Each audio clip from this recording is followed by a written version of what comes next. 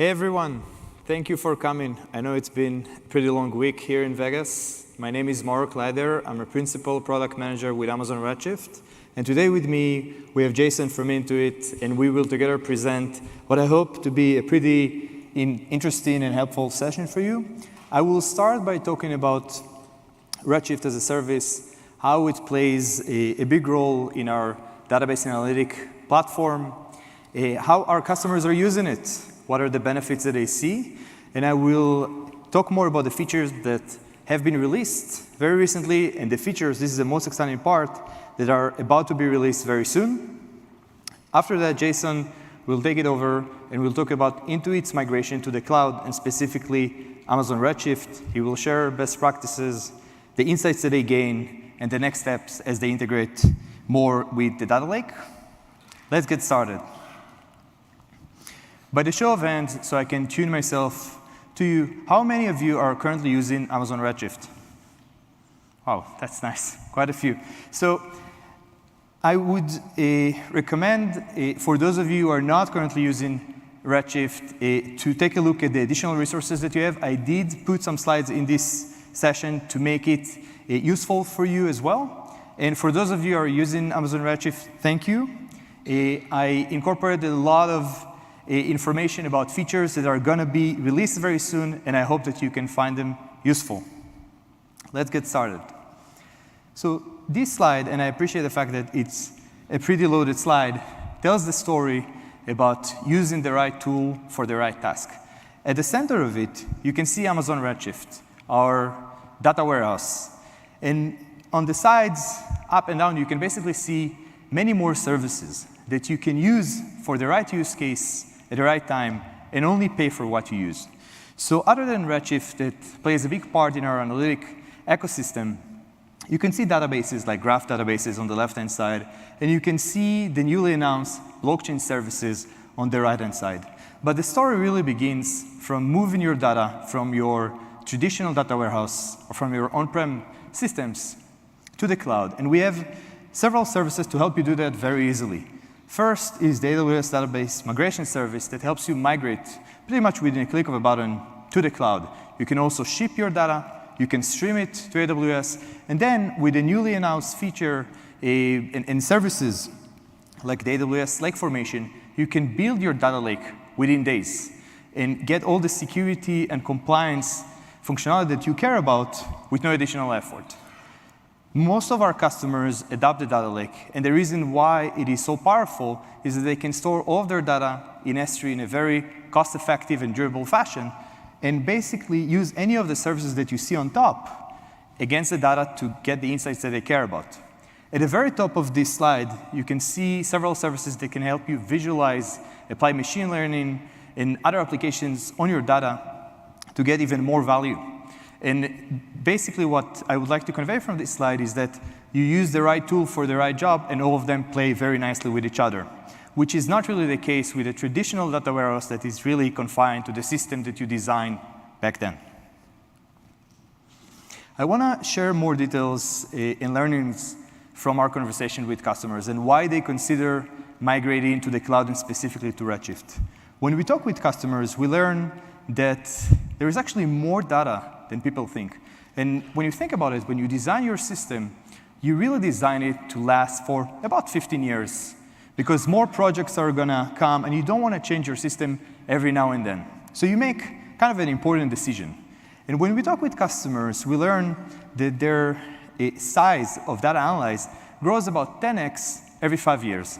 So this simple math gets you the insight that your data is going to grow about 3 orders of magnitude, 1,000x in the next 15 years.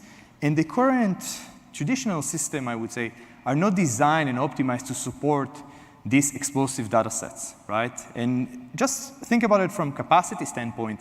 No one would like to pay for capacity for the next coming years unless it's being actually used. And this is one of the reasons why customers consider migrating to the cloud. But there is more to it. There are actually more data types, and more data types are being added faster than ever before. And some of the open file formats that you see here on the slide, like Parquet and ORC and others, we're not really part of the initial design of traditional data warehouse systems. And customers want to be able to analyze these data sets seamlessly with their existing tools. They also want to apply different applications to use different engines to analyze data. You can imagine that some data science teams use Hadoop and others use specifically Spark or machine learning, and they want to collaborate on the same data set. They don't want to be locked to a specific engine that holds their data and they cannot use anything else. This is why they make this decision to modernize their data warehouse. And what it really means is that they want to be able to provide all of their users with the ability to make sense of their data, to query their data at any scale, in any format, without any limitations.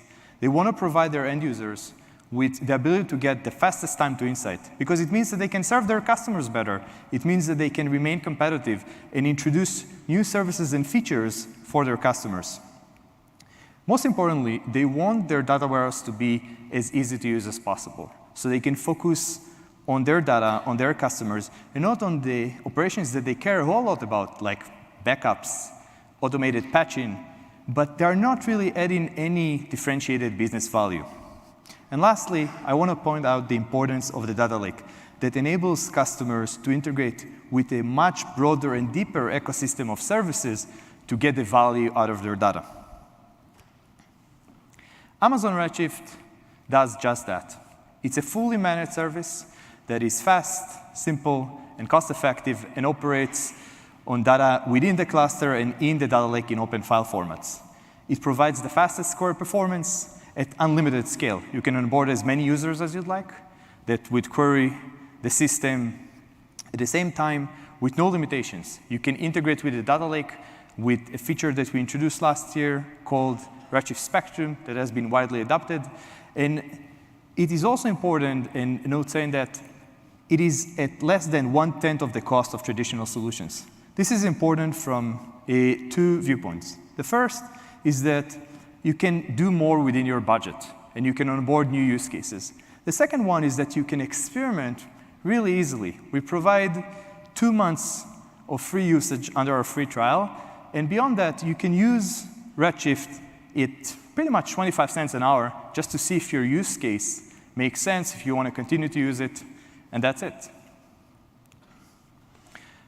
Many of the customers that we work with make this decision to work with Redshift and to migrate to Redshift because it provides these benefits to them. And on this slide, you can see customers come in with different use cases, different size companies, different geographies. It can be a 3-person startup, just as an example, working to enhance their mobile application or their gaming functionality, doing some A/B testing with Redshift, or it can be the largest telecommunication company in Japan, NTT Docomo, that operates on many tens of petabytes. You will also hear from Jason about Intuit's decision-making and why they chose to move to Amazon Redshift. On this slide, you see the many vendors that we work with. And we respect the investment that you've made in these vendors to transfer your data, ETL, to visualize it, and the system integrators that you've been working with. And we worked with them to certify them specifically with Amazon Redshift, specifically with the functionality that we've been releasing, and I will talk about it a bit more. If you see any vendor on this slide that you'd like us to connect you with, we'd love to. And if you see your vendors, basically you don't see them on this slide, I would love to learn and work with them to certify them to ease your migration to the cloud. When we talk with customers, we learn that the things that matter the most to them are these 4. Essentially, they want to be able to query the system and get the best speed, right? The best query throughput. They want it to be simple, which is what we talked about in terms of managed service, taking care of all the operations that don't add any value to your business.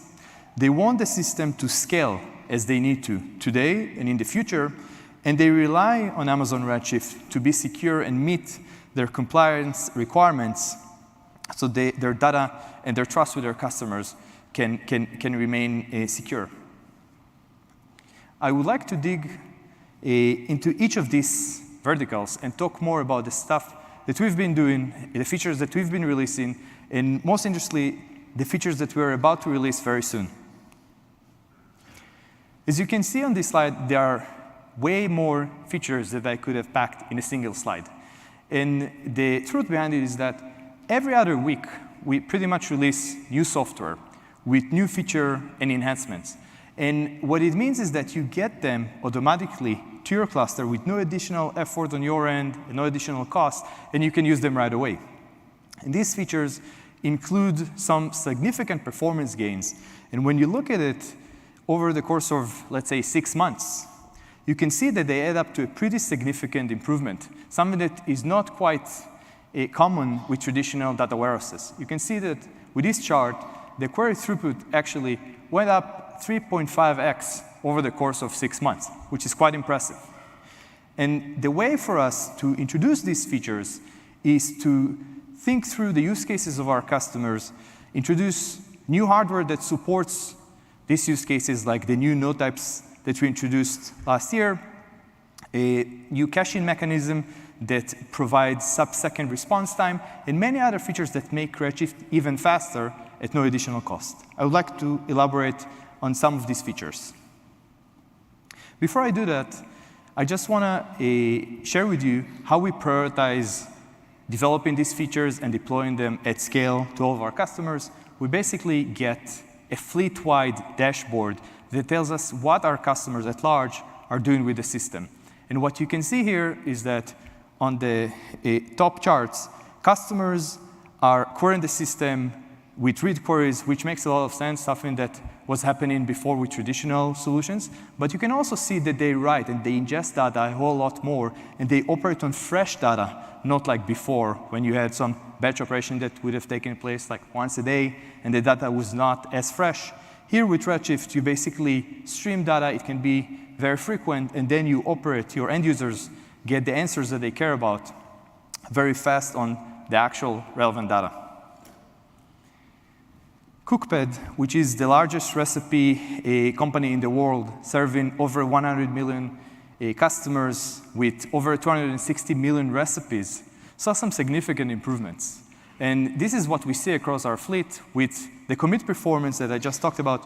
What they were able to see is about 5x improvement that translated into some substantial query performance improvements. And the nice thing about it is that they haven't done anything on their end to realize this benefit. It was just deployed to their cluster over the course of time to make it more performant.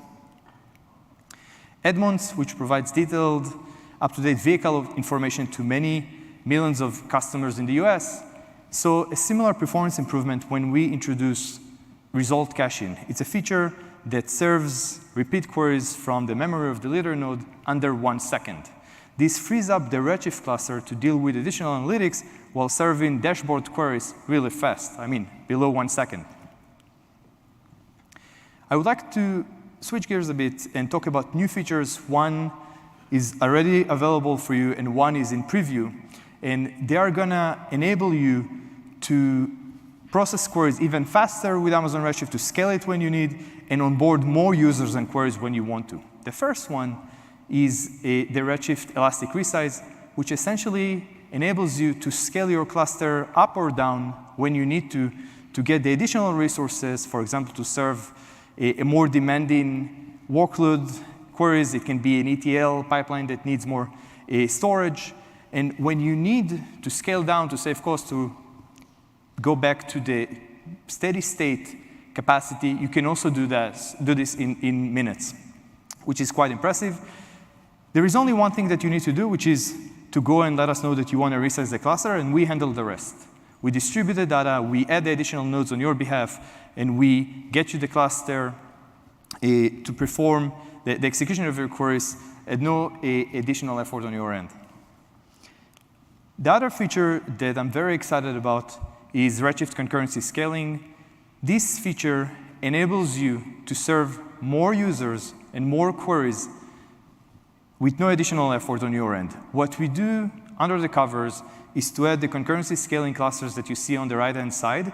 When we identify increased workload, some queries that are experiencing some wait time, we bring these clusters in. These clusters are able to read your latest data in the backup and in cluster. using a massively scalable compute layer and a pretty sophisticated caching layer that helps you get the performance that you care about from any of these clusters. And what it means for you is that the unpredictable workload that comes from different teams that you onboard in the system, it can now be served with no wait time, providing your end users with consistently fast performance that you care about.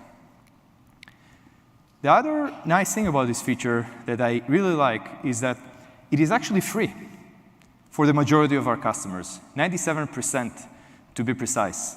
So the way that it works is that we provide you with 1 hour of concurrency scaling credits that will cover the majority of our customers using this feature. And the reason for this is that Redshift is already very fast, but there are some times during the day where there is some peak workload. Imagine like Monday, 9 a.m. when everyone is doing reporting, right? And during these times, we're able to add capacity to your cluster to serve these queries so they don't wait, to provide you the performance that you care about. And the rest is just handled with your Redshift cluster. And as you see on the right-hand side, you can see the scaling of the query throughput with the Redshift concurrency scaling feature, and it scales quite nicely. Moving to simplicity, because it's also important to enable more end users on your end to query the system with the query editor that we released. It is also important to make sure that you can upgrade to the newest node types at no additional cost, and many other improvements that we introduced and I would like to talk about. The first one, as I called out, is the Redshift query editor. And the nice thing about it is that you can connect, go to the AWS Management Console, and with no setup of applications or drivers, query your data right away. Imagine a new administrator or a new user that needs immediate SQL access, but they don't have the setup for that. They just log into the AWS Management Console, and they can query their cluster right away. The other features have to do with the automation of the tasks that make your Redshift cluster even more performant. So as you can see here on the screen, we've been automating the analyze and vacuum commands to make sure that you can focus on your data while we take care of the rest of the operations, similar to the way that we run automated backups for you. And we automated many other functionalities that you care about, but don't really add business value. We are moving towards zero maintenance on your end. The system will automatically tune itself, optimize itself to make sure that you get the best out of your Redshift cluster at no additional cost. With that said, I want to talk a bit about what we do to make sure that the system continues to scale and supports more use cases on your end. This has to do with our ability to query data in your data lake in Amazon S3. This has to do with more regions that we support, with more file formats, open file formats like Parquet and ORC, and with more complex data types, nested data types like nested JSON.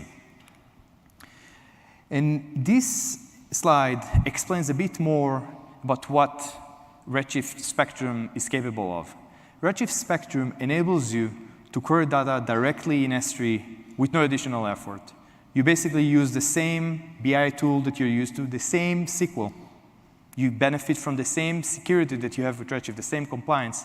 And what you can do is to query data in your cluster and in your lake. You can actually span a view across data in cluster and in your lake. So from the application standpoint or from user standpoint, the access is seamless.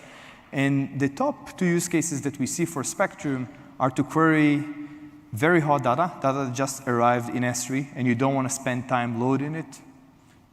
The other use case is customers store all of their data for historical, regulatory reasons, sometimes in S3, and they want to be able to access it only when they need to. They don't want to store it in cluster, so they can get access to all of their data, but only work with the most frequently accessed data in their cluster.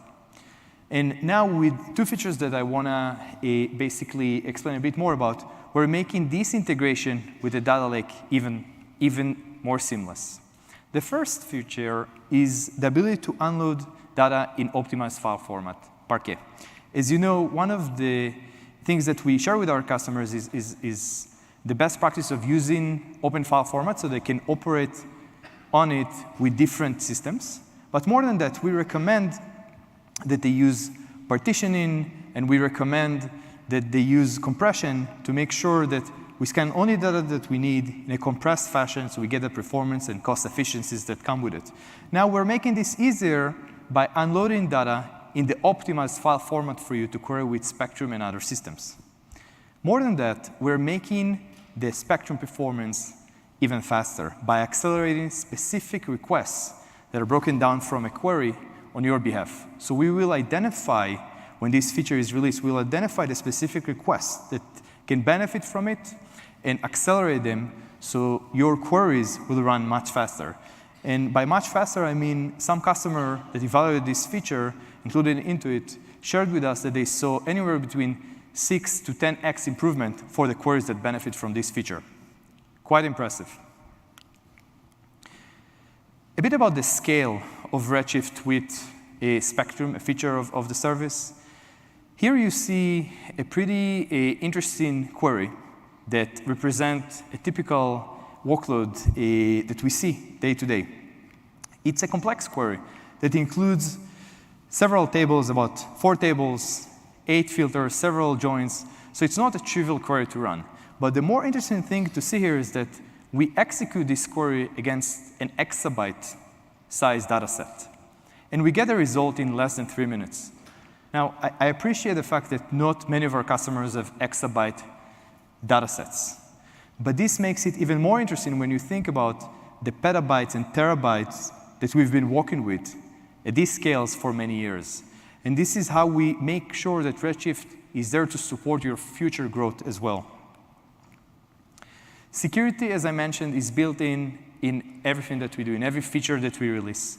We enable you, at no additional cost, to encrypt your data end-to-end and benefit from the certifications and for the benefit of meeting your regulatory requirements at no additional cost. And Jason will talk more about what Intuit has been doing with this support to enable the migration from their on-prem system to the cloud. I want to conclude my section by talking a bit more about the power of the data lake. All of these features that I talked about and the connectivity with the data lake, the connectivity of Amazon S3, enables our customers to analyze all of their data, whether it's terabytes and even out to exabytes. They can do so in a secure fashion and run any analytical engine that they have in mind against open file format and benefit from the cost efficiencies and durability of S3 as the mechanism that stores all of their data. New services are emerging and new technologies are coming all the time, and it's quite helpful that you can leverage open file formats to easily integrate them and enable your end users to get more value out of your data. This is a recap slide that presents the features that we talk about. It is also presenting the story and decision-making for many of our customers that choose to migrate from their traditional data warehouse to Amazon Redshift. This is because Redshift is getting faster with this feature, especially the features that enable you to scale your clusters and support more users current the system at the same time with concurrency scaling. It is about the current scale of Redshift and the feature that enables you to unload data in optimized file format as part of the lake. And it is about the simplicity that is baked into the service that enables you to query it, enables you to enjoy from the automated tasks that we perform on your behalf. And it is also about the security that comes as part of other services that were just announced this week. For example, the AWS Lake Formation that enables you to set up your data lake in days in the secure fashion that you care about. I will now hand it over to Jason from Intuit to talk about their migration to the cloud, specifically to Amazon Redshift, and the benefits that they've seen. Thank you very much. Thanks, Mauer. Thanks, Mauer. Good coming through here. I'm Jason Rhodes. I'm here on behalf of Intuit. Intuit's a little unique in that a lot of people have heard of our products, but maybe haven't heard of Intuit as a company. So just to take you through our products real quick, QuickBooks is for use by small businesses, self-employed people to help them get their books done at the end of the month. ProConnect is our tax offering for CPAs and tax professionals. Mint is a product to be used for managing individual personal finances. But the product I think people are most familiar with is TurboTax. And just out of curiosity here, how many folks in the audience filed their taxes with TurboTax this year? Oh, that's good. That's good. Okay, now how many did it online, like in a browser or through a mobile app maybe?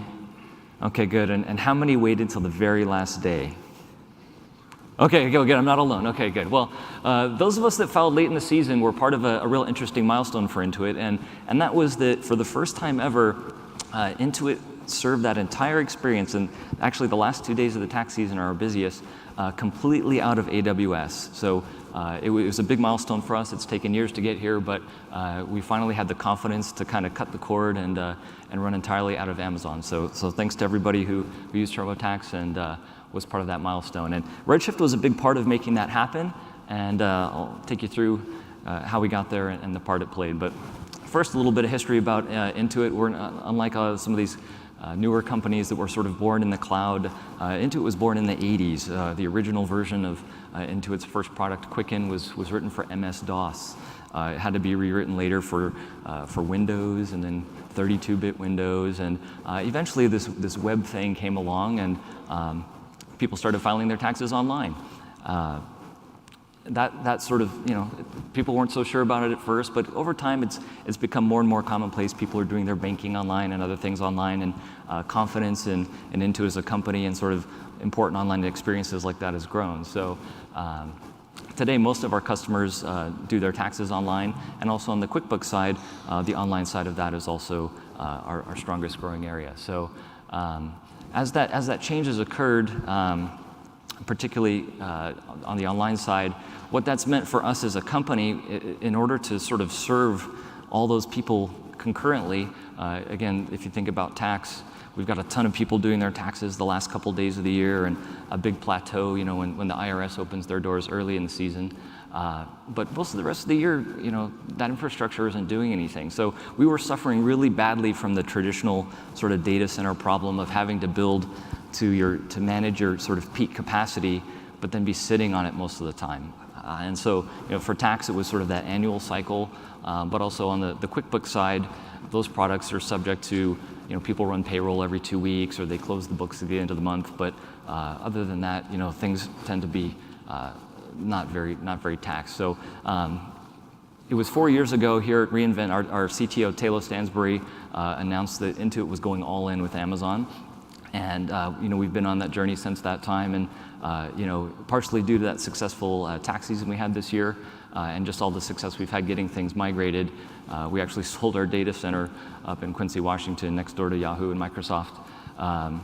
So we're really in with Amazon. So what did Redshift have to do with that, and how are we continuing to use it? So the group I'm part of in the old days used to help Intuit understand what was happening in its data center. So capacity planning, CMDB type things, just the hosting operations of the company.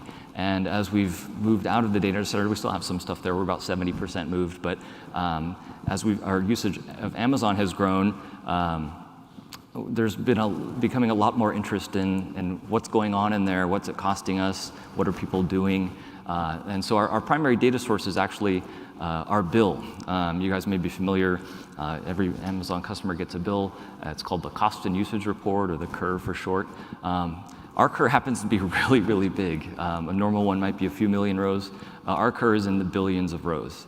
And it's a thing we get delivered into S3 by Amazon 2 or 3 times a day.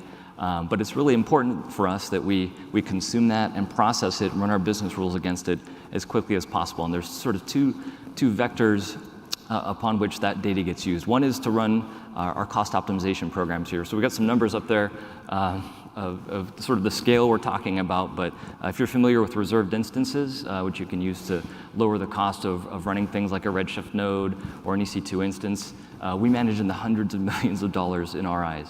And the result of that investment is saving the company hundreds of thousands a day. So it's pretty big stakes, even for a company of our size. That's nothing to sneeze at. And Redshift is the platform that we use to, again, ingest the bill, lots of other smaller data sources to give us the confidence we need to make the decisions to handle these things right.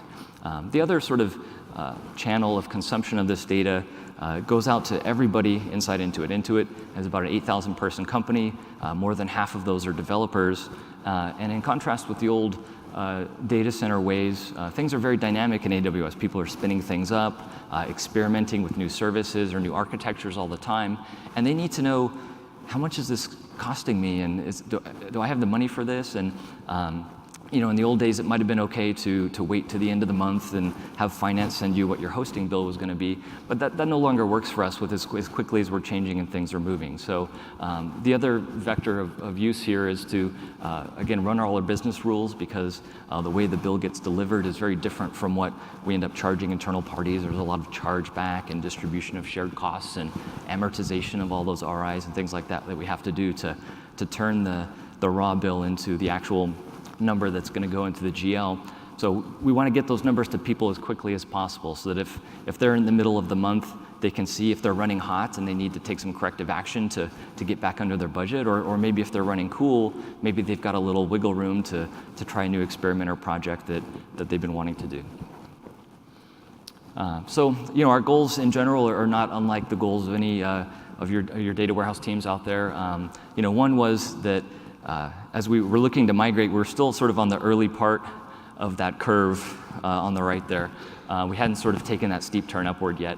But we knew that turn was coming. So we knew that what we were going to go with had to be able to handle that, had to be able to scale sort of at the magnitudes that Mauro was talking about. The other thing was that, even though we're a big company, we're a pretty small team actually, and everybody has finite resources, and we wanted to make sure that those resources were deployed, for a DevOps team, as much dev as possible and as little ops as possible. We didn't want people spending a lot of time just keeping the lights on and the ship afloat and that kind of stuff. So it was very important that there be as little overhead as possible into keeping everything running and going to maximize the time in differentiating new capabilities and features and insights. The third there is obviously people want things fast. Whether it's a PD team that's running a load test or an experiment, they want to know how much that costs so they can know if that was a viable pattern to go with. And also at the same time, the cost optimization program, there's people that are having to make RI purchase and modification decisions. There's those automated routines that we have that take actions based on that data. And given the scale that we're at, just a few hours of extra freshness in that data can have substantial financial impact to the company. The last one for us, because we're dealing with financial data and the hosting costs of running something like a QuickBooks or a TurboTax is a significant part of the sort of P&L picture of these things. We have to treat everything that we do in our system in compliance with SOX, and something that makes that I'll just say really easy is, as Mauro was mentioning, all the things they've done to provide all the different security compliances. Those same sort of auditing and logging features have done a lot to sort of minimize the friction and costs that we incur in maintaining that compliance. So this is a little snapshot of where we were prior to the migration. You can tell this is real data because the chart's ugly. But basically, those gray lines you're seeing there are the size of a batch. And so our bill, at the beginning of the month, it would be small. But because Amazon restates the whole month each time you get it, towards the end of the month, it gets really, really big. So this was the pattern we were seeing with our on-premise data warehouse. This was a typical all-in-one type warehouse. But we had implemented best practices. We had the best storage we could get in our data center. We were using columnar storage for our big fact tables. We had done things pretty well. And what we saw was performance was steady, which was good, but it wasn't where we wanted it to be. So, the scale here, we're looking at the gray bars going up to maybe 600 or so, which is about 600 million rows of data. And the red line is the duration in minutes, which was matching pretty much 1-to-1. So a 600 million row batch was taking 600 minutes or 10 hours, which wasn't so good because we knew things were going to get 2, 3, 4 times as big and taking 2 days to run your ETL just wasn't going to work for us. So while the performance was steady, and we might have been able to, throw some more hardware at it in the data center, what we had wasn't bad. It just, like any data center, it takes time to do that, and there's cost, and we didn't like that so much. So this is sort of the same metrics against our Redshift system. We were able to deploy the same ETL logging that we had used on-prem in Redshift.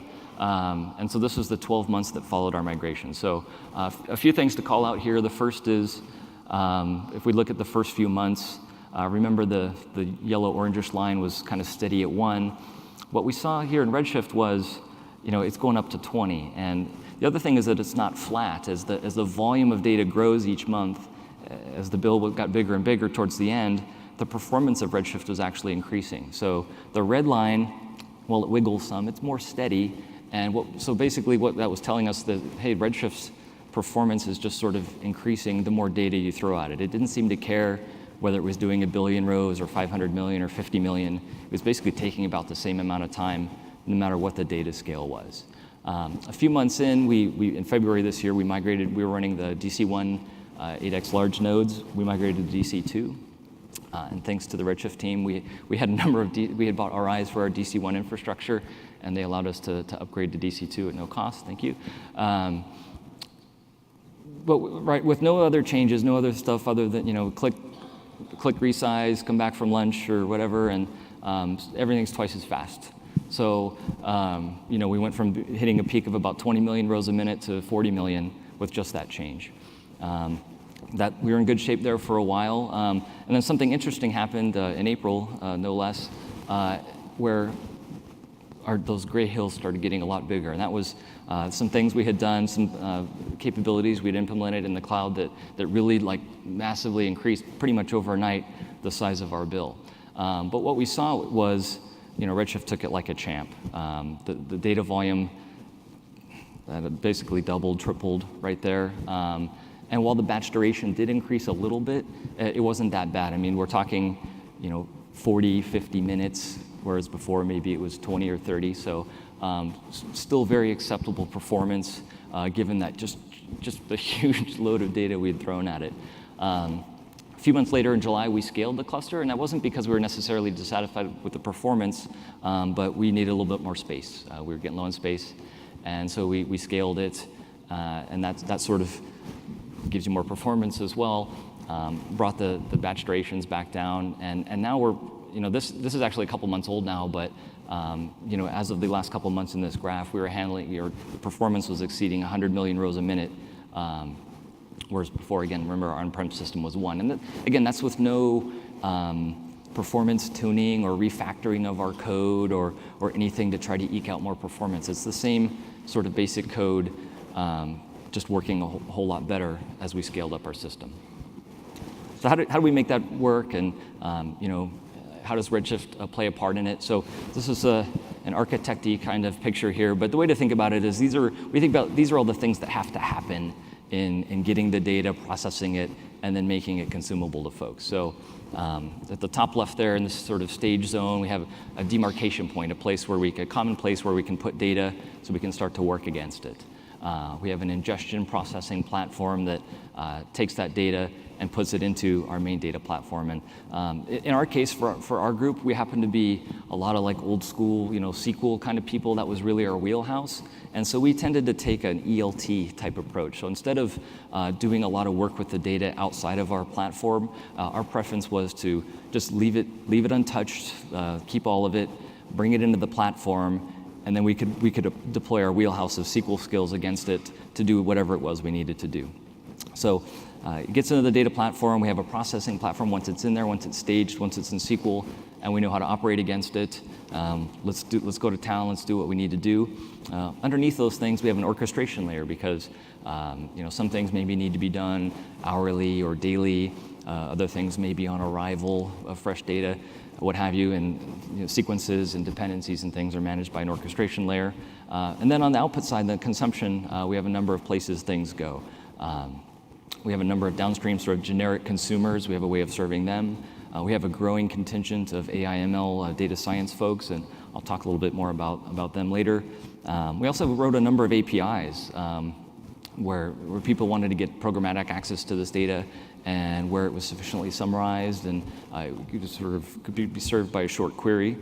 We have a number of APIs exposing our data, but most of the usage for us is through the visualization and business intelligence layer. So we've got lots and lots of really rich dashboards and reports and things that allow the cost optimization program to run to make its decisions effectively, but also every PD team, every PD manager, director, VP, and up has basically near real-time insight into their true allocated costs, and so they can make the business choices they need to make to stay in where they need to be. So these are the Amazon services and technologies we deployed to deliver those capabilities. So S3, of course, there is our demarcation point. So we found with all of our various sources, it's generally been very easy to get people to put stuff in a bucket. The Cur, our main data source, kind of arrives there naturally from Amazon. Redshift, of course, is our data platform, and that's what we're here to talk about. For the workers, for the ingestion and the sort of post-ingestion processing, we deploy either Lambda or EC2. And so we use Lambda everywhere we can, and this is getting back to the maximizing dev and minimizing the ops. We didn't want to, an objective of this was to not have any persistent compute stuff that we had to care and feed for. We don't want to have to do patching and restacking and all, it's just, we don't want to have to worry about that stuff. So Lambda now can run for 15 minutes. For the longest time it was 5 minutes, but anything that we feel comfortably, will always run in less than 5 minutes, we'll use a Lambda. But we can basically run our same code stack on an EC2 if we're staging that big Cur, or if it's something we think might take longer than a Lambda lifespan. For the orchestration layer, we use step functions if we've got maybe a number of Lambdas that need to be coordinated. SNS is something that lets us know when something just arrived in S3 bucket, we want to process it right away. So like with the Cur, we don't want to wait until nighttime to run it. We want to start running things right away when one arrives. RDS sort of helps everything maintain state, and we use CloudWatch for things that need to be scheduled. On the output side, a lot of what we do is after we've transformed and made the data consumable, it goes back to S3 where it actually flows into its broader data lake. So this isn't kind of the whole world of things. This is just a kind of a stop on the way for the data where it gets heavy use, but it gets used in other ways by other consumers pulling from S3. Our data science group has arrived on SageMaker as their platform of choice, and I'll talk a little bit more later about the things they're doing. But they connect directly to Redshift and run their queries and things. Lambda, again, we use on the output side to provide for those APIs. So if you've ever done that, it's very, very simple and straightforward to put together an API on Lambda.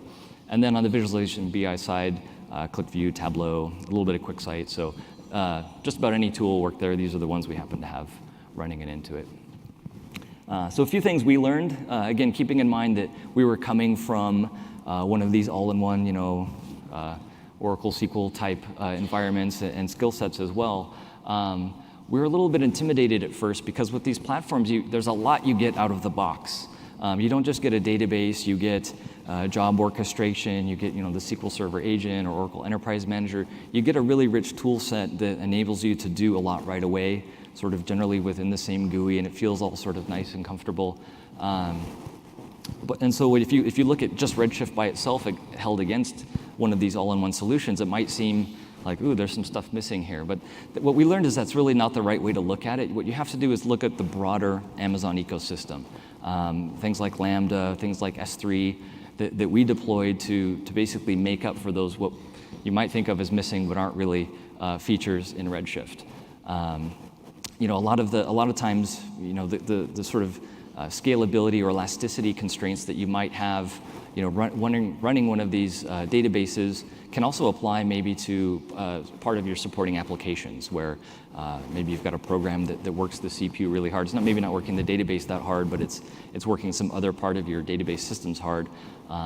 Those things have all the same scaling challenges in these all-in-one solutions that the database does. And so by moving to these native services in Amazon, we basically experience like the ultimate elasticity and scalability and flexibility to scale those things up and down, work them as hard as they need without having to worry about Redshift or the database going in at the same time.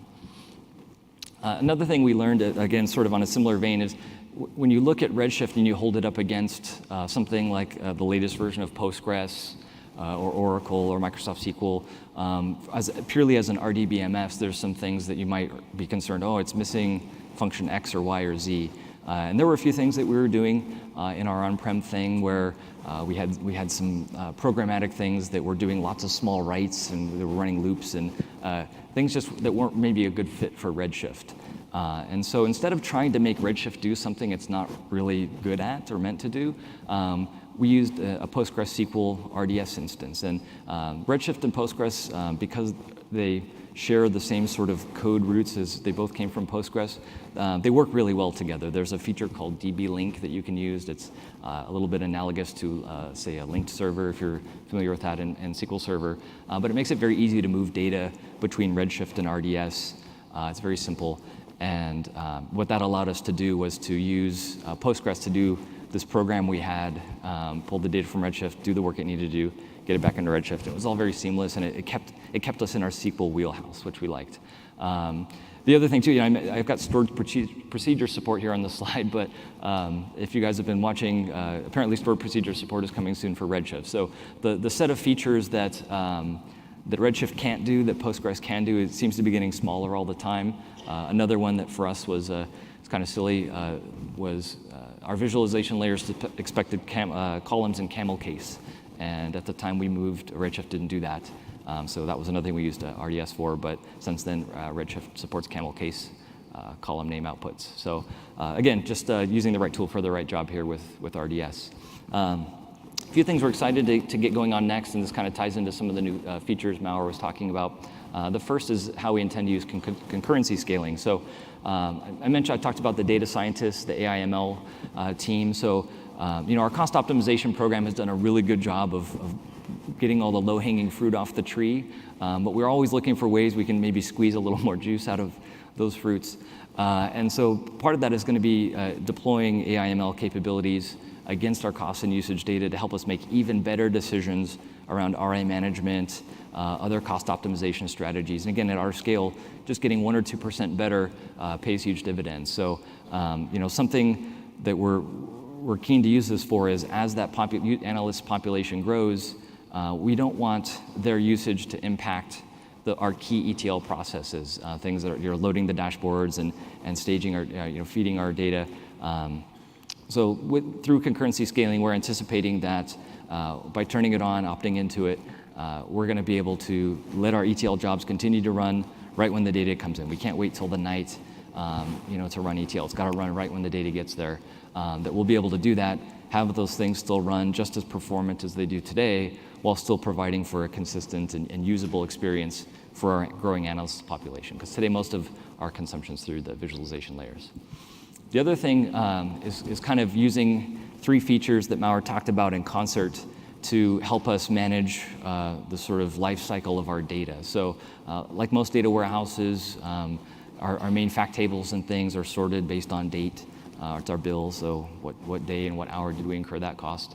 And we tend to be most interested in things that have happened most recently, the current month, maybe the current quarter or year. But things that happened 3 years ago, while we might need to keep that or want to keep it to show long-term trending, it's not accessed as frequently, and certainly when it does get accessed, it's not as urgent generally. So the combination of the unload to Parquet feature, Redshift Spectrum, which has been out for a while, and the Spectrum Request Accelerator, the Redshift team's been nice enough to let us start using this. And what we found is, by using Spectrum to bind the data that's been unloaded to Parquet and S3 in combination with the Request Accelerator, you almost don't notice the data is not there in Redshift. It's not quite as fast. But for data that's actually being served by that Request Accelerator, it's very, very close. And again, we're using the DC nodes with the fast SSDs and things. So we're really happy with the performance and just the sort of simplicity of this solution in allowing all of our sort of higher level views and things are going to be able to not have to change because we'll be able to marry the data in S3 with the data, the sort of hot, important data on the SSDs in our cluster transparently to everything higher up.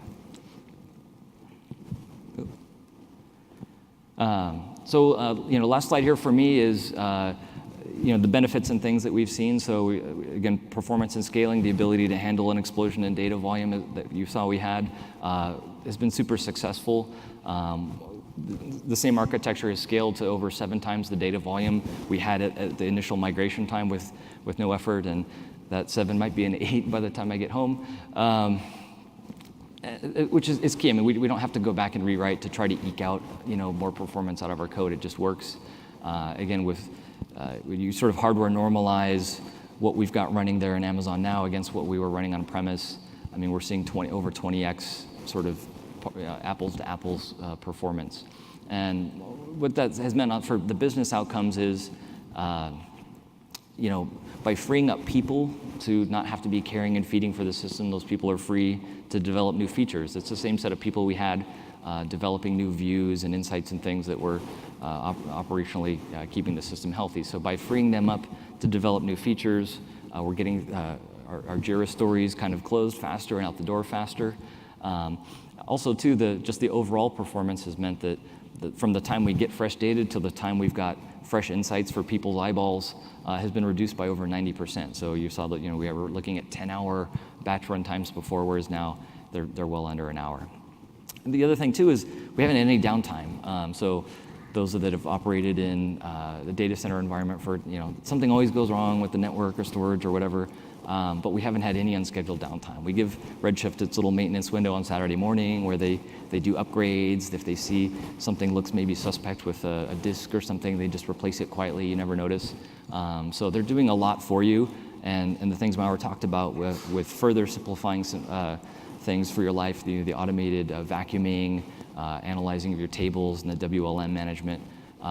We're looking forward to just being able to not have to worry about the little things we wrote to do those things for us, because it'll be doing it for us. And cost too, because we've got our people focused on developing instead of operating the system. If you look at sort of like from a TCO kind of perspective, we've actually reduced cost quite a bit. We might have a slightly higher OpEx spend because of our cluster size and things, but overall, we're getting a lot more value than we did before. So, hopefully, what we've shown here is helpful for you guys in your migrations, or if you've already migrated and you're wondering kind of what to do next. But for us, we're really happy with how things have worked, and given what we know about the trajectory of this data sort of domain, we're really confident that Redshift is going to continue to serve it for a long time to come. Thanks.